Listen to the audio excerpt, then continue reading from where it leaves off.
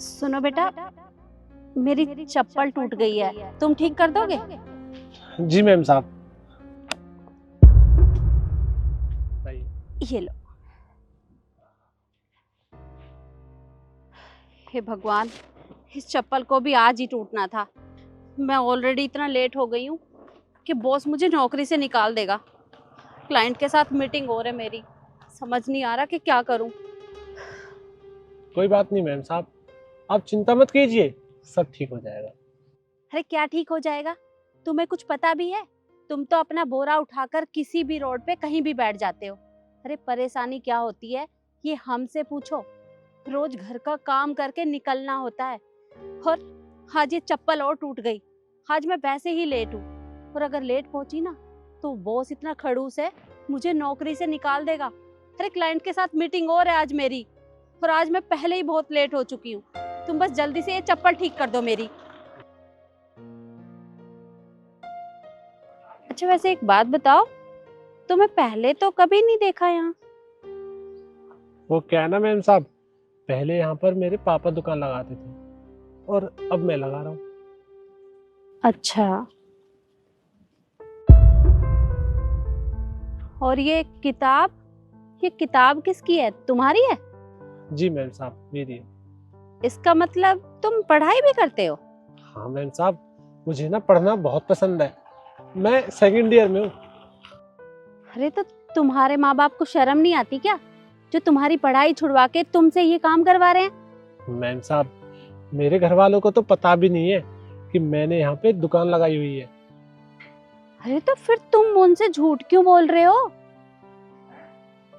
वो क्या है ना मैम साहब, मेरे पापा की तबीयत बहुत खराब रहती है, इसलिए मैं यहाँ पे उनको बिना बताए ये दुकान लगाता हूँ। अरे पर उन्हें सच भी तो बता सकते हो ना, झूठ बोलने की क्या जरूरत है? अरे मैम साहब, अगर मैंने उनको सच बता दिया तो वो तो यही कहेंगे ना कि तू तू अपनी पढ़ाई पे ध्यान दे।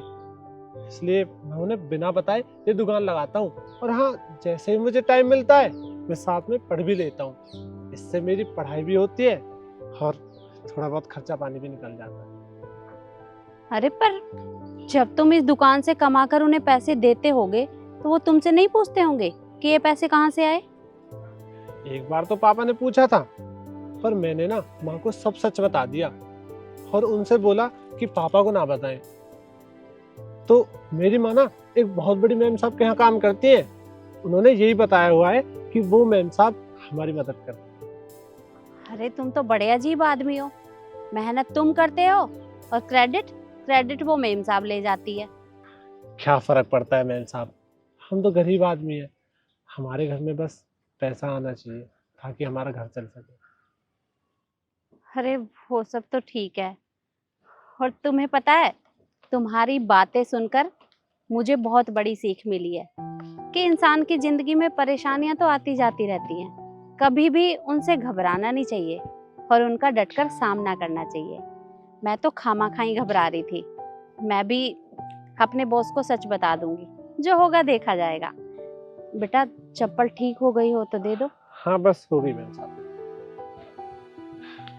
ये लीजिए।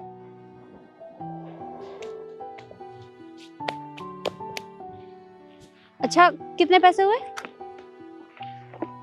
मैम साहब बस 50 रुपए। एक मिनट रुको।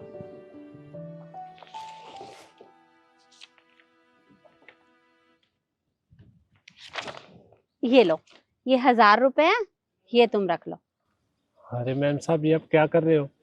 मुझे 1000 रुपए नहीं चाहिए, मुझे बस 50 रुपए चाहिए जो मेरे बनते हैं।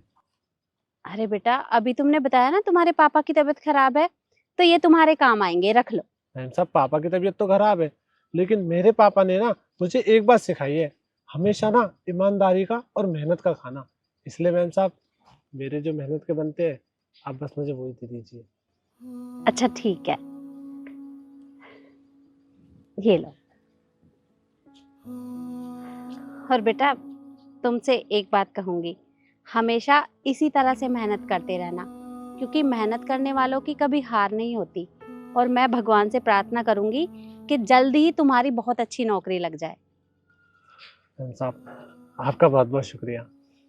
ठीक है बेटा, अब मैं चलती हूँ। जी।